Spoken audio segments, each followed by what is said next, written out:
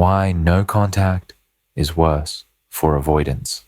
While avoidants appear to handle relationship endings with cold indifference and seem unaffected by their ex-partner's absence, the reality is that no contact creates a uniquely devastating psychological experience for them that compounds over time rather than diminishing. Unlike anxious partners who experience immediate intense pain that gradually heals, avoidants experience delayed but increasingly severe psychological consequences that can persist for years because their attachment system operates on a different timeline and their coping mechanisms actually amplify rather than resolve their emotional distress. The delayed attachment response. Why their pain comes later. The most misunderstood aspect of avoidant psychology is that their attachment system operates on a delayed reaction mechanism that makes the full impact of loss hit them months or even years after the relationship ends. While anxious partners experience immediate devastation, avoidants initially feel relief that gradually transforms into profound regret and loss as their psychological defenses fail to maintain their emotional equilibrium over extended periods. During the first 30 to 90 days of no contact, avoidants typically experience what psychologists call deactivation euphoria, a flood of relief that validates their decision to end the relationship and confirms their belief that emotional distance was necessary for their psychological survival. This initial period creates the illusion that they're handling the separation better than their ex-partner, when in reality, they're simply experiencing a different timeline for processing attachment loss. The delayed reaction occurs because avoidants have spent their lives suppressing attachment needs and emotions through psychological defense mechanisms that can temporarily override their natural human needs for connection and bonding. However, these defenses require enormous psychological energy to maintain and eventually begin to fail under the sustained pressure of genuine loss. Months 3 to 6 typically mark the beginning of their delayed attachment response as the novelty of independence wears off and they begin to notice the absence of specific benefits that their relationship provided. Unlike the immediate recognition of loss that anxious partners experience, avoidants slowly become aware of missing practical support, emotional comfort, and the sense of security that their partner provided without conscious recognition. The 6 to 12-month period often represents the peak of their delayed attachment pain as they fully comprehend what they've lost while being unable to undo their decision or repair the damage their behavior caused. This timeline means that avoidants often experience their most intense grief and regret precisely when their ex-partners have begun to heal and move forward, creating a tragic mismatch in emotional timelines. By months 12 to 18, many avoidants experience what can only be described as attachment panic, a psychological crisis where they simultaneously recognize the value of what they lost while confronting their own role in destroying it. This delayed recognition often creates more profound and lasting psychological damage than immediate grief because it's accompanied by self-awareness about their own destructive patterns. The delayed nature of their response also means that avoidants often miss the window for potential reconciliation, as their recognition of their mistake typically occurs after their ex-partner has emotionally detached and moved forward. This timing creates additional psychological trauma as they realize they destroyed something valuable through their own choices and defensive patterns. Most cruelly, the delayed attachment response means that avoidants often experience their most intense longing for their ex-partner precisely when that person has become least available for reconnection. This mismatch in emotional timelines creates a unique form of psychological torture where their recognition of love and loss comes too late to matter practically. The delayed response also prevents avoidants from receiving the social support and sympathy that people typically offer immediately after breakups. By the time they're experiencing their most intense grief, others assume they've moved on and are no longer available to provide comfort or understanding about the relationship loss. The compounding effect, how their pain gets worse over time. Unlike other forms of emotional pain that tend to diminish with time and processing, the psychological impact of no contact on avoidance actually compounds and intensifies over extended periods because their coping mechanisms prevent healthy grief processing, while creating additional layers of psychological distress that accumulate rather than resolve. The compounding effect begins with their inability to process the loss in real time due to their emotional suppression patterns. While healthy grief involves feeling the pain, processing the emotions, and gradually integrating the loss, avoidants suppress the initial emotional impact and miss the natural window for healthy grief processing. This suppressed grief doesn't disappear. It accumulates in their psychological system and emerges later with increased intensity. Each month that passes without contact adds new layers of recognition about what they've lost, creating cumulative psychological weight that becomes increasingly difficult to manage. Month 3 brings awareness of missing daily companionship. Month 6 reveals the absence of emotional support during stress. Month 12 highlights the loss of shared future planning. And month 18 forces confrontation with genuine loneliness and isolation. The compounding effect also occurs because avoidants typically try to replace their lost relationship through new romantic connections, casual relationships, or increased social activity. However, these replacement attempts consistently fail to replicate the specific emotional safety and acceptance that their previous relationship provided, creating repeated experiences of disappointment that reinforce their sense of loss. Their attempts to convince themselves that they're better off alone become increasingly difficult to maintain as evidence accumulates that contradicts this narrative. Each failed replacement relationship, each moment of loneliness during stress, and each recognition of their ex-partner's continued growth and happiness chips away at their defensive rationalization and forces greater acknowledgement of their loss. The social comparison aspect also compounds their distress as they observe their ex-partner moving forward, building new relationships, and achieving personal growth, while they remain stuck in patterns that prevent genuine connection.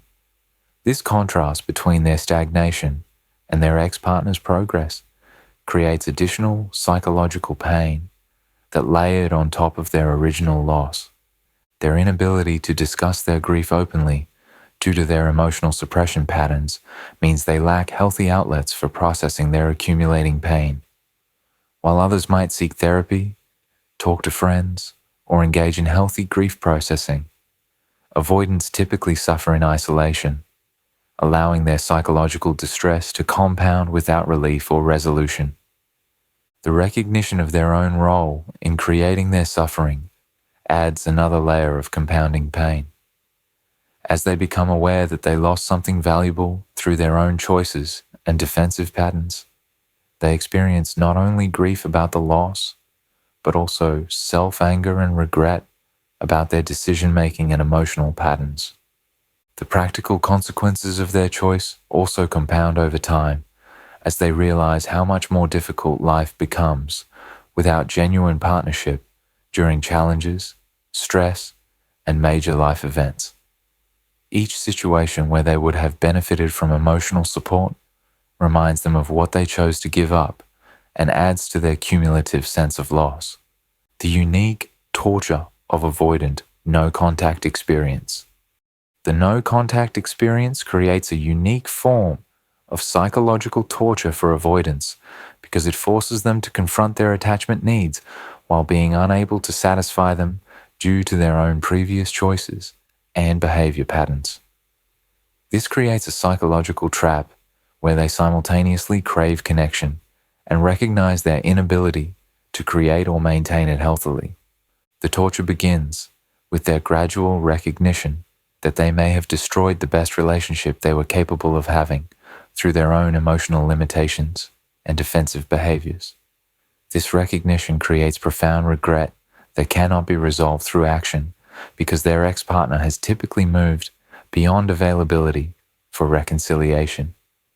Their monitoring of their ex-partner's life through social media or mutual friends becomes a form of self-inflicted psychological torture as they witness growth, happiness, and new relationships that they're not part of. Each positive development in their ex-partner's life serves as evidence of what they lost, while highlighting their own emotional stagnation.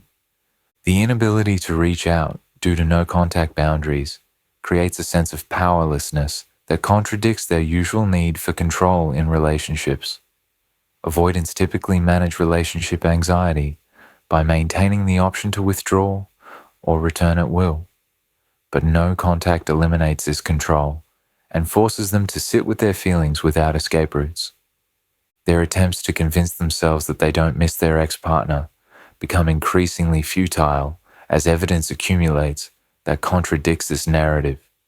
The psychological energy required to maintain denial in the face of mounting contradictory evidence creates exhaustion and internal conflict that compounds their emotional distress.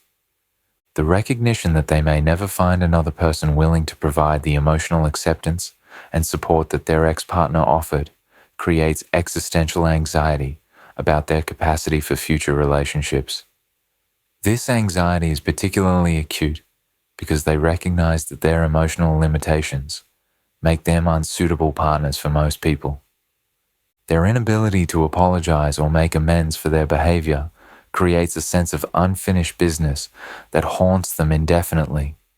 Unlike other relationship endings where closure can be achieved through communication and resolution, no contact prevents the kind of accountability and amends making that might provide psychological relief. The torture is intensified by their awareness that they caused their own suffering through choices they now recognize as mistakes. This self-inflicted nature of their loss creates a particularly cruel form of psychological pain because they cannot blame external circumstances or other people for their situation. Their observation of their ex-partner thriving without them often forces recognition that they may have been holding their partner back rather than contributing positively to their life. This realization that they were actually detrimental to someone they claim to have loved creates additional psychological torment.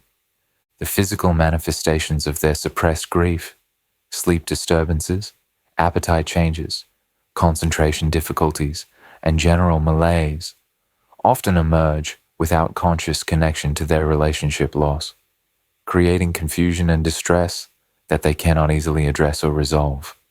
The social isolation that amplifies their suffering. No contact typically coincides with broader social isolation for avoidants because their relationship patterns and emotional unavailability often extend to friendships and family relationships, leaving them without adequate support systems during their delayed grief process. This isolation amplifies their suffering by forcing them to process their loss alone, without the social connections that typically help people navigate difficult emotions. Many avoidants have superficial social connections, rather than deep friendships that can provide emotional support during difficult times. Their pattern of emotional unavailability often means that friends don't feel comfortable offering intimate support, or may not even be aware of their emotional struggles due to their tendency to present as self-sufficient and emotionally detached. The stigma around men expressing emotional vulnerability particularly affects male avoidants who may feel unable to admit that they're struggling with the loss of a relationship, especially if they were the ones who chose to end it. This social conditioning forces them to suffer in silence while projecting an image of strength and indifference. Their family relationships often mirror their romantic patterns, with similar issues around emotional expression and vulnerability that prevent them from seeking or receiving support from family members during their difficult period. If their avoidant patterns developed due to family dysfunction, these relationships may actually compound rather than alleviate their distress. Professional environments typically don't provide appropriate venues for processing relationship loss, and avoidants often lack the personal relationships outside of work that would allow for emotional processing and support. Their social isolation means they have few outlets for the growing psychological pressure they're experiencing.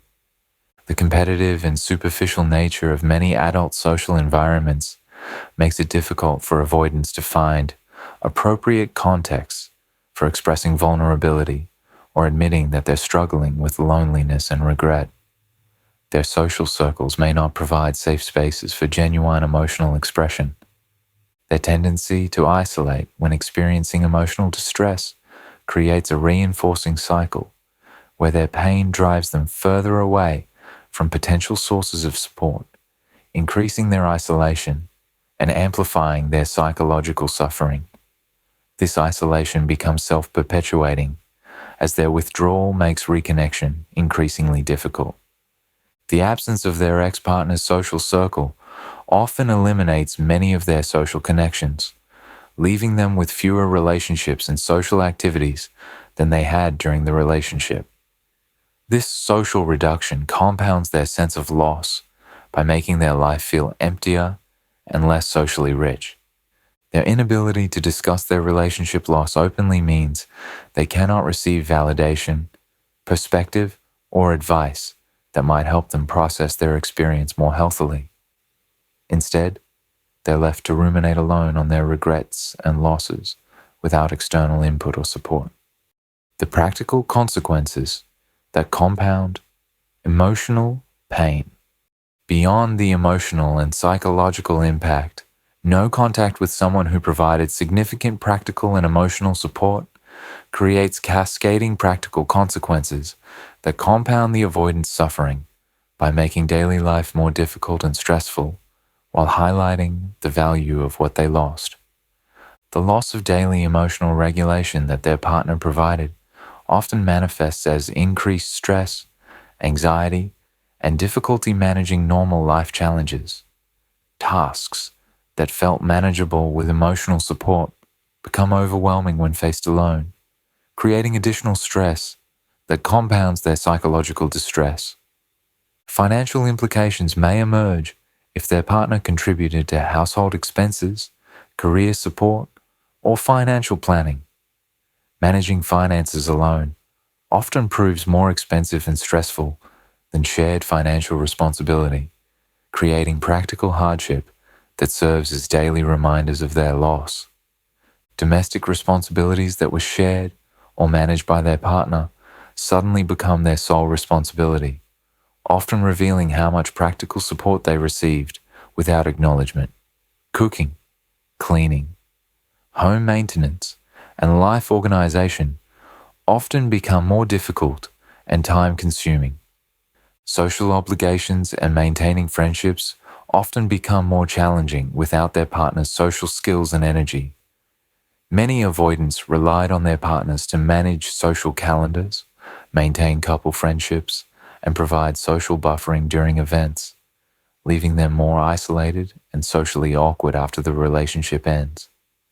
Career challenges often emerge when they lose the emotional support and encouragement that help them manage professional stress and pursue career goals. The absence of someone who believed in their potential and provided emotional stability during work challenges can significantly impact their professional performance and satisfaction. Health and wellness routines often deteriorate without their partner's influence and support. Many avoidants relied on their partners for motivation to exercise, eat healthily, or maintain medical care, leading to declining physical health that compounds their emotional distress. Major life decisions become more difficult to navigate without their partner's input, perspective, and emotional support. The absence of someone who knew them well and could provide thoughtful advice creates additional stress during important life transitions and decisions. Emergency situations and unexpected challenges become more difficult to manage without their partner's practical and emotional support. Illness, family crises, or other emergencies that would have been manageable with partnership support become overwhelming when faced alone. The unique regret pattern of avoidance. The regret experienced by avoidance differs qualitatively from normal relationship regret because it combines recognition of their loss with awareness of their own role in creating that loss through patterns they now understand were self-destructive. This awareness creates a uniquely painful form of regret that persists because it cannot be resolved through external action. Their regret typically focuses not just on losing their partner, but on recognizing that they lost someone who genuinely loved and accepted them despite their emotional limitations. This recognition that they rejected unconditional love due to their own fears creates profound self-anger and regret that compounds over time. The regret also encompasses recognition that they may have lost their best opportunity for genuine partnership and family building. As they age and their options become more limited, the recognition that they destroyed their most compatible relationship often creates existential despair about their romantic future. Their regret often includes awareness that they hurt someone who didn't deserve their treatment. Unlike regret about mutual relationship problems, avoidants often recognize that they damaged someone who was genuinely trying to love them, creating guilt and shame that persists indefinitely. The pattern recognition aspect of their regret involves understanding that they may repeat the same destructive behaviors in future relationships unless they address their fundamental attachment issues. This recognition that they're likely to destroy future relationships creates additional psychological burden. Their regret typically includes recognition that they chose their fears over love, comfort over growth, and isolation over vulnerability. This awareness that they made choices based on psychological defense rather than authentic desire creates deep disappointment in their own decision-making and character. The timing aspect of their regret is particularly cruel because it typically peaks when reconciliation is no longer possible. Their recognition of their mistake often comes precisely when their ex-partner has moved forward emotionally and practically, making their regret practically meaningless. The absence of closure or ability to make amends often leaves their regret unresolved indefinitely. Unlike regret that can be addressed through apology, behavior change, or reconciliation, their regret must be carried permanently because their ex-partner is no longer available for resolution. The long-term psychological consequences. The psychological impact of no contact on avoidance often extends far beyond the specific relationship loss and creates lasting changes in their emotional functioning, self-perception, and approach to future relationships that can persist for years or decades. Many avoidants develop what therapists call phantom relationship syndrome, where they continue to mentally maintain connection with their lost partner through imagination, social media monitoring, or fantasy scenarios.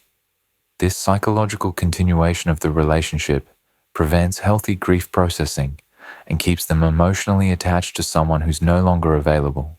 Their attachment system often becomes even more defended after experiencing the pain of significant loss, making them more avoidant in future relationships as a protective mechanism against experiencing similar psychological devastation.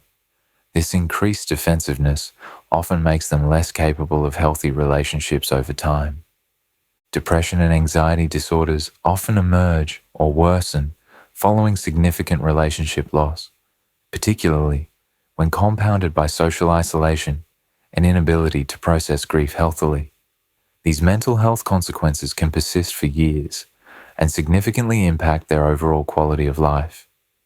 Their self-concept often shifts to include recognition of themselves as someone who destroys good relationships, creating lasting damage to their self-esteem and confidence in their ability to maintain healthy partnerships. This negative self-concept often becomes self-fulfilling in future relationships. Trust in their own decision-making often becomes impaired as they recognize that their choice to end the relationship was based on fear rather than rational assessment. This damaged trust in their own judgment can affect decision-making in all areas of their life. Their capacity for vulnerability often becomes further impaired as they learn to associate emotional openness with eventual pain and loss. This reduced capacity for vulnerability makes future intimate relationships even more difficult to develop and maintain. Sleep disorders, appetite disturbances, and other physical health consequences often persist long after the initial relationship loss, creating ongoing health challenges that serve as daily reminders of their psychological distress. Social anxiety often develops or worsens as they become more self-conscious about their relationship patterns and worried about others, judging their emotional limitations or relationship failures. Why their suffering matters and why it doesn't. Understanding the unique and compounding psychological consequences that no contact creates for avoidance serves several important purposes, but it's crucial to maintain perspective about what this suffering means and doesn't mean for your own healing and decision-making. Recognizing their delayed and compounding suffering can provide validation that their apparent indifference immediately after the relationship ended didn't reflect the true impact of losing you. This understanding can help heal wounds created by their seeming ease with the separation and provide perspective on their actual emotional capacity. Understanding their psychological timeline can help explain their delayed attempts at reconnection and provide context for their eventual recognition of their mistake. This knowledge can help you evaluate whether their later expressions of regret represent genuine growth or simply delayed grief response. However, their suffering doesn't obligate you to provide comfort, accept their eventual apologies, or give them opportunities to demonstrate change. Their psychological consequences are the natural result of their choices and behavior patterns, not your responsibility to resolve or ameliorate. Their delayed recognition of their mistake doesn't erase the damage their behavior caused to your emotional well-being, self-esteem, and ability to trust future partners. The fact that they eventually experience consequences doesn't undo the harm they inflicted during the relationship and through their departure.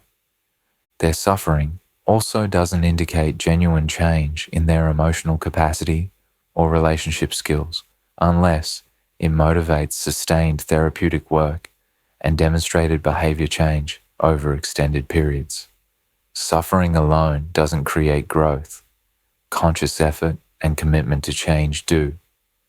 Most importantly, understanding their suffering should reinforce rather than undermine your commitment to maintaining no contact and protecting your own emotional well-being. Their delayed grief response proves that no contact is working to protect you from their emotional unavailability while forcing them to confront natural consequences of their relationship patterns. The ultimate truth is that while their suffering may be genuine and severe, it represents the natural consequence of choosing emotional defense over love, independence over partnership, and fear over vulnerability. Your compassion for their pain should be balanced with recognition that this pain serves an important function in potentially motivating them toward the personal growth work they need to become capable of healthy relationships in the future.